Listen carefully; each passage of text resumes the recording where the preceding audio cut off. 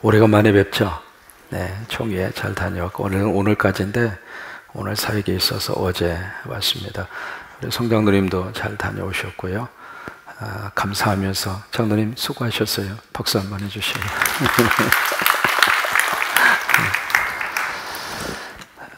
여러분, 이사야라고 하는 이 말의 의미 속에 이사야라고 하는 성경에 담고 있는 내용들이 압축이 되어져 있습니다. 이사야라고 하는 이름의 뜻 혹시 기억하세요? 이사야, 여호와는 구원이시다. 원래는 이제 여호와라고 하는 단어 대신에 야훼라고 하는 말을 씁니다. 야훼. 그 성경에 이름 속에 그 야자가 들어가잖아요. 뭐 엘리야라든지 이사야라든지 그 야자가 들어가면 이 야자라고 하는 의미는 히브리어로 야훼를 말합니다. 우리식으로 말하면 여호와라고 하는 뜻이죠. 그래서 이사야라고 하는 그 이름의 뜻은 여호와는 구원이시다. 한번 해보시죠. 이사야, 여호와는 구원이시다. 여호와는 구원이시다. 이사야, 여러분이 이제 해석을 하세요. 이사야, 여호와는 구원이시다. 이게 이제 이사야라고 하는 성경이 가지고 있는 전체적인 하나의 구조입니다. 그래서 이 가장 중요한 것은 이제 구원이라고 하는 말인데, 구원, 이것을 여러 가지로 우리가 재해석을 할 수가 있습니다. 우리식으로 말하면 구원은 살림이다. 하나님께서 우리를 살려주시고, 우리 가정을 살려주시고, 우리 생각을 살려주시고, 우리 자녀를 살려주시고, 우리 민족을 살려주시고, 그래서 우리식으로는 살림이라 그렇게 표현을 해볼 수 있고, 또 하나 이 구원이라고 하는 말은 또 다른 말하면 회복이라고 말할 수 있습니다. 그러니까 구원, 다시 말해서 우리를 살려주시고 회복하시는데 누가 그렇게 해주시느냐면 하나님이 하신다, 그 말이에요. 그러면 그 내용에 대해서 이사야가 계속해서 이 말씀을 가지고 두 가지의 큰 내용으로 이제 말씀을 끌어가는데, 첫째가 심판이고 두 번째가 구원입니다. 그럼 왜 심판을 하시는가? 구원을 주시는 분이 하나님인데 이 구원을 주신 분을 다른 대상으로 삼고 있을 때는 하나님이 심판하신다, 그 말이에요. 우리나라를 살려주실 분이 하나님인데 하나님 말고 하나님 그 이상 다른 것을 붙잡고 그 세력이 우리나라를 지켜주고 우리나라를 살려주고 아니라, 그 말이에요.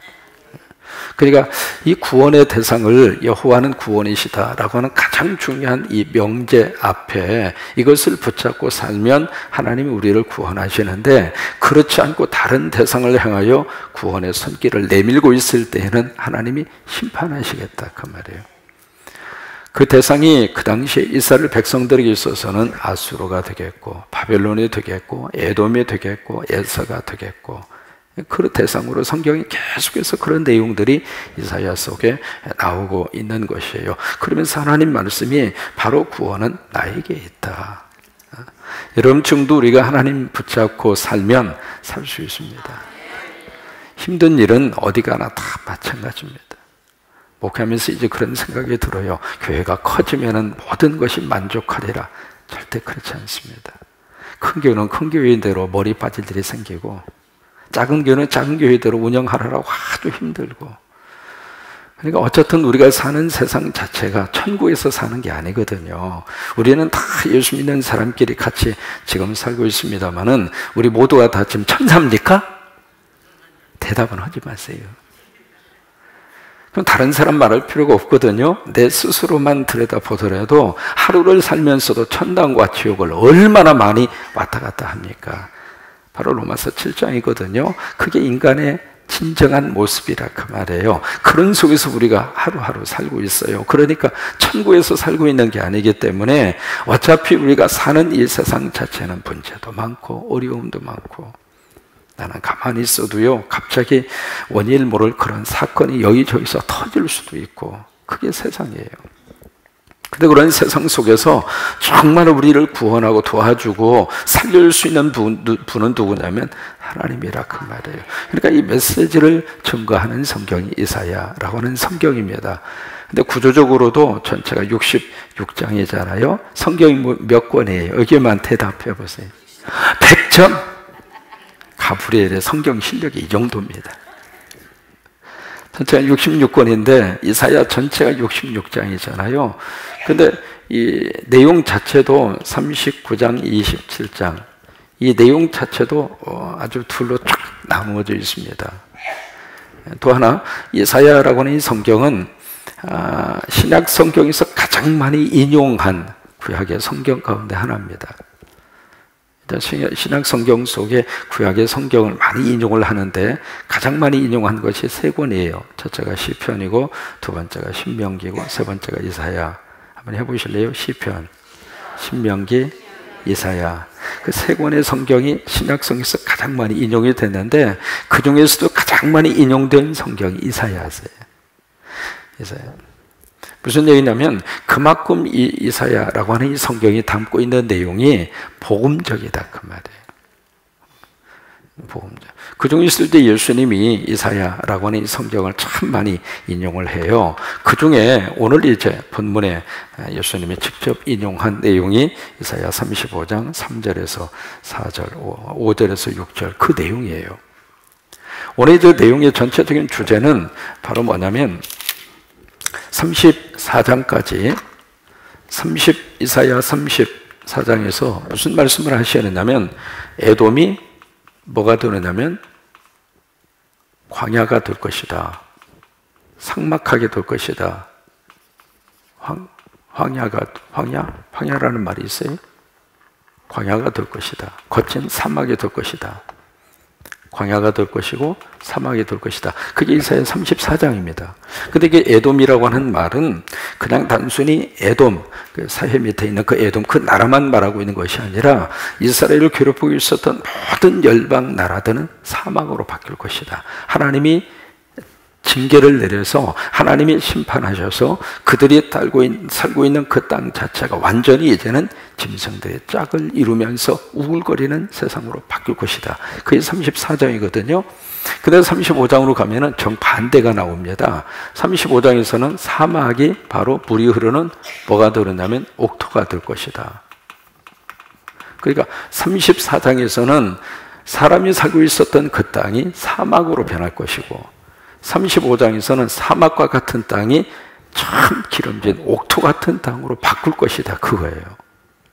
그럼 이것이 어디에서 이런 차이를 나타낼 수 있느냐? 35장으로 가시면 바로 이 일을 행하시는 분이 누구냐면 메시아라 그 말이에요. 메시아가 이 세상에 오시면 그 말이에요. 메시아가 이 세상에 오셔서 그 땅을 통치하면은 사막과 같은 세상이 살기 좋은 세상으로 바뀔 것이다 그 말이에요. 그래서 이 35장은 메시아 예수 그리스도 오심에 대한 너무 중요한 이사야 성경의 예언입니다. 예수님이 우리에게 오시면 그 말이거든요. 그래서 여기서도 여기 이제 1절에 보시면은 자연이 회복이 될 것이고 광야의 마른 땅이 기뻐하고 사막의 백합화 같이 피어서 즐거워하고 무성하게 피어 기쁜 노래로 즐거워하고 레바논의 영광 갈멜과 샤론의 아름다움을 얻을 것이요 그것들이 여호와의 영광 곧 우리 하나님의 아름다움을 보리로다. 여기 갈멜이 나오잖아요. 2절에 갈멜. 그 갈멜은 바로 웅장한 산수리 나무로 가득히 채워져 있는 것이 갈멜이고 그 다음에 샤론은 꽃으로 너무 비옥한 목초지 그게 샤론이에요. 근데 그와 같은 세상으로 바뀌어지게 될 것이다. 그와 같은 세상으로 회복의 역사가 일어나게 될 것이다. 그 말이에요. 참 놀라운 하나님의 축복이잖아요. 메시아가 오면 우리식으로 말하면 예수 믿으면 그 말이에요. 우리가 예수를 믿으면 우리 삶 속에서 두 가지의 놀라운 회복의 역사가 나타나는데 첫째는 자연의 회복. 지금 말이죠. 이 자연이 파괴됨으로 인하여 인간에게 오는 이상한 기후의 현상, 인간에게 오는 앞으로 닥치게 될 여러 가지 많은 재앙들, 그 모든 재앙의 출발이 어디가 있는가? 사실은 인간에게 있는 거예요. 근데 예수님이 오시면, 예수님이 우리 삶 속에 들어오면은 그런 자연들이 다 회복이 될 것이라 그 말이에요. 근데 자연의 회복으로 끝나지 않고 두 번째 3절로 4절에 가서 보시면 성도들이 회복될 것이다. 3절에 너희는 약한 손 강하게 하며 떨리는 무릎 굳게 하고 겁나는 자들에게 이르기를 굳세하라 두려워하지 말라. 이게요, 보라 여호와께서 오사 하나님이 오사 보복하시며 갚아주실 것이다. 하나님이 오사 너희를 구하시리라. 그러니까 이 성도들이 지금 주변 상황 때문에 두려움과 그 다음에 연약함과 그런 속에서 막 가슴 오졸이면서 그냥 가슴 설레이는 그 두려운 마음으로 살고 있는데, 메시아가 오시면은 그분이 그 성도들을 다 회복하게 해주시라고. 지금 이 땅에 살고 있는 우리들이 TV 켤 때마다 두렵고 불안하고, 트럼프는 또 유엔 연설을 통해서 그냥 모르겠어요. 한 나라의 지도자가 쓸 수 있는 단어인지는 모르겠지만 어쨌든 그런 단어를 가지고 지금 막 그러고 있고, 그런 속에서 정작 당사자는 우리 아닙니까? 이 땅에 살고 있는 우리들이잖아요. 그런 속에서 두려움, 불안, 걱정 생기지 않을 수가 없거든요. 그런 두려움과 걱정 속에서 살고 있는 하나님의 백성들에게 메시아가 오셔서, 예수님이 오셔서 너희들의 두려움이 변하여 강하게 될 것이니 너희는 굳세어라 라고 하는 이 회복의 메시지를 주님이 우리에게 주시는 거예요. 그러면서 이제 5절 이하 예수님이 인용한 구절입니다. 그때 맹인이 밝을 것이고 눈을 뜬다 그 말이죠. 못 듣는 사람이 귀가 열릴 것이고, 저는 사슴같이 그들이 뚫 것이고, 말 못하는 자의 혀가 확 풀려져서 다시 언어 장애가 회복된다 그 말이잖아요. 이는 광야에서 물이 솟겠고 사막에서 시내가 흐를 것이다. 놀라운 역사가 무엇을 통해서 일어나게 되는가? 예수 그리스도가 우리에게 오실 때. 이게 이제 마태 11장입니다. 세례요한의 감옥에 gat혔거든요. 헤롯의 그 헤로디아 그 사건 때문에 감옥에 갇혀서 가만히 들어보니까 예수님에 대한 소식이 제자들을 통해서 들리거든. 이게 제자들을 보내서 세례요한이 물어요. 오실 그이가 당신이십니까?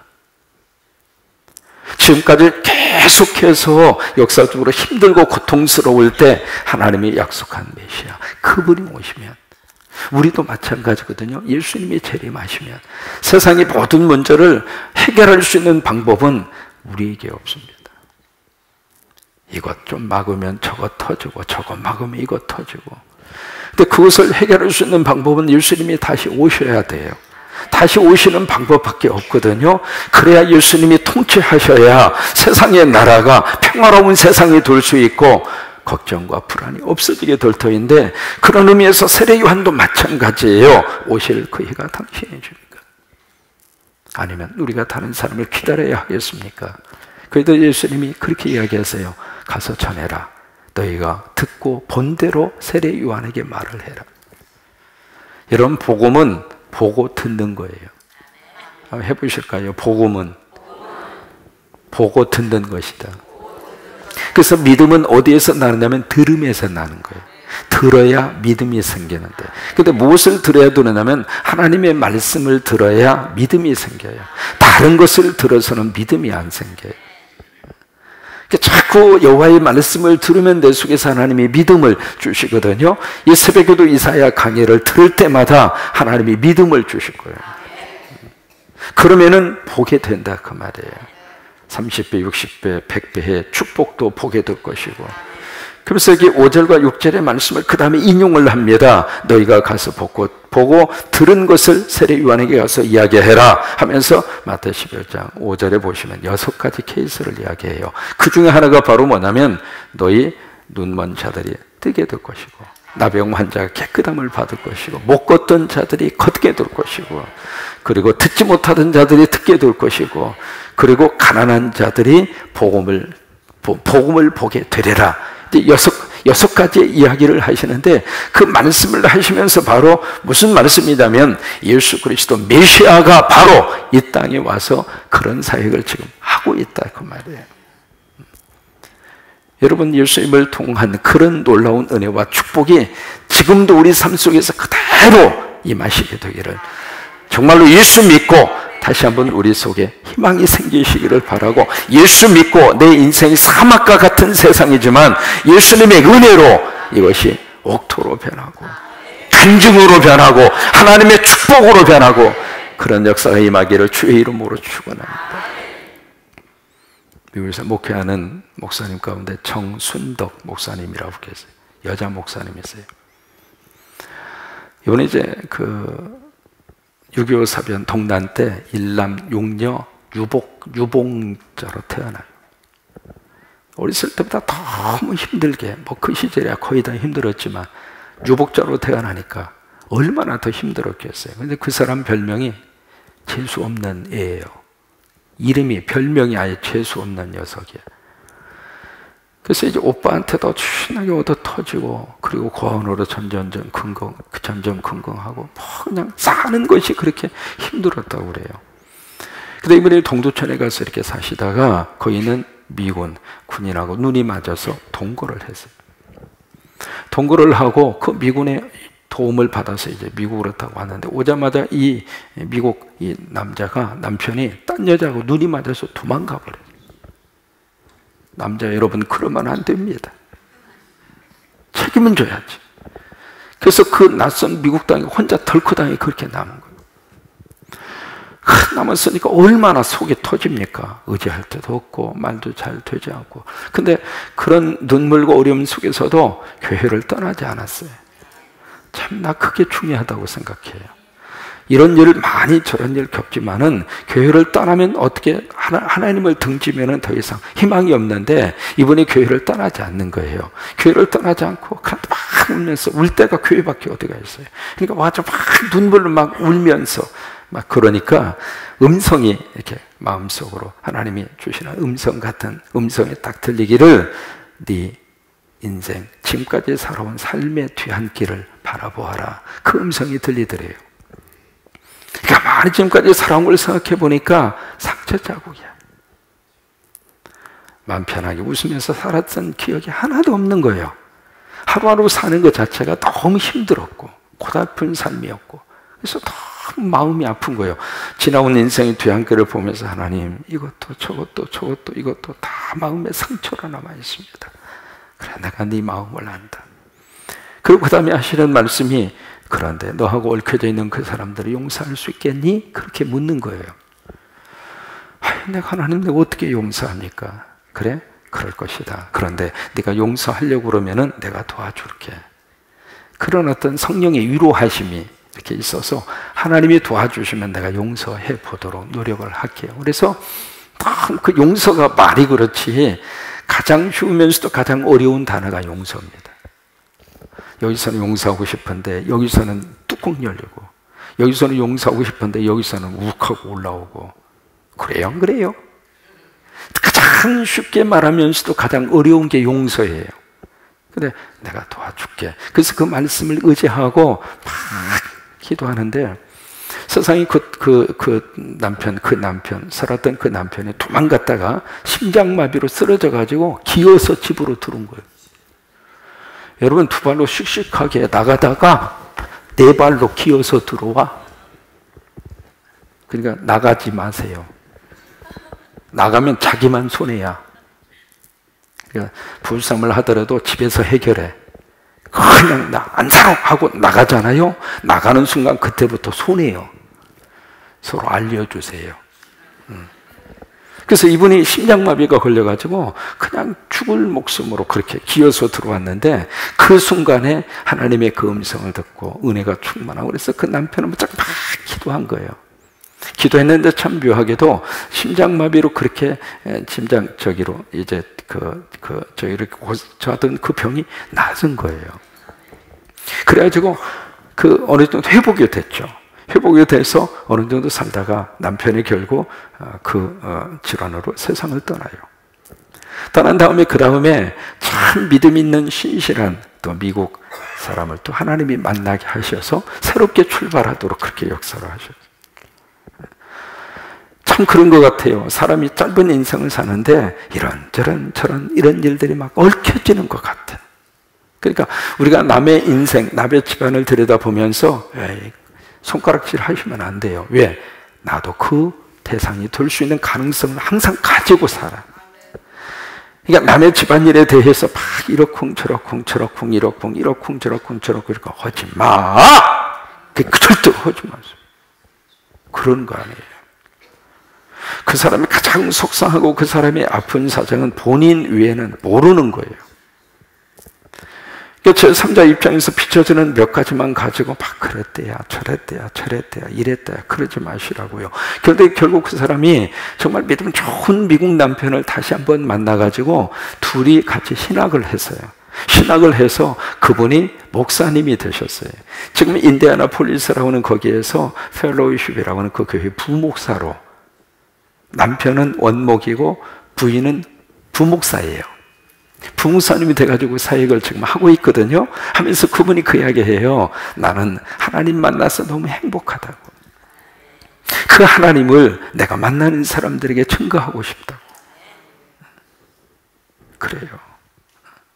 다른 곳으로는 그게 도저히 해결이 안 되는데 사막과 같이 삭막한 인생의 길을 걸어가는데 주님이 오셔서 그 사막 같은 그 인생을 너무나 멋진 옥토로 바꾸어 주시고, 그리고 하나님께서 거기에 백합화를 피게 하시고 높은 그 백향목 같은 그런 인생의 꿈을 가지게 하시고, 그런 역사로 하나님이 바꾸어 주시더라 그 말이에요. 여러분, 그 은혜가 오늘 이 새벽에 여러분 속에 충만하시기를 주의 이름으로 축원합니다. 아멘. 우리 복음성가 중에 오직 주의 사랑에 매여 찾을 수 있나요? 찾아봤으면 좋겠네. 오직 주의 사랑에 매여. 할 수 있겠어요? 갑자기 말씀드렸는데. 오직 주의 사랑에 매여 내 영 기뻐 노래합니다. 이 소망의 언덕 기쁨의 땅에서 주께 사랑드립니다. 오직 주의 임재 안에 갇혀 내 영 기뻐. 예, 감사해요. 같이 한번 해보시죠.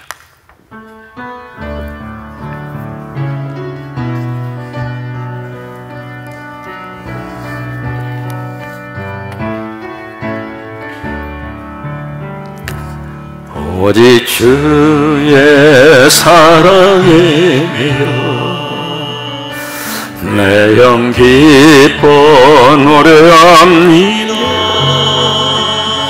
이 소망의 언덕 기쁨의 땅에서 주께 사랑드립니다. 오직 주의 임재 안에 갇혀 내 영 기뻐 찬양합니다.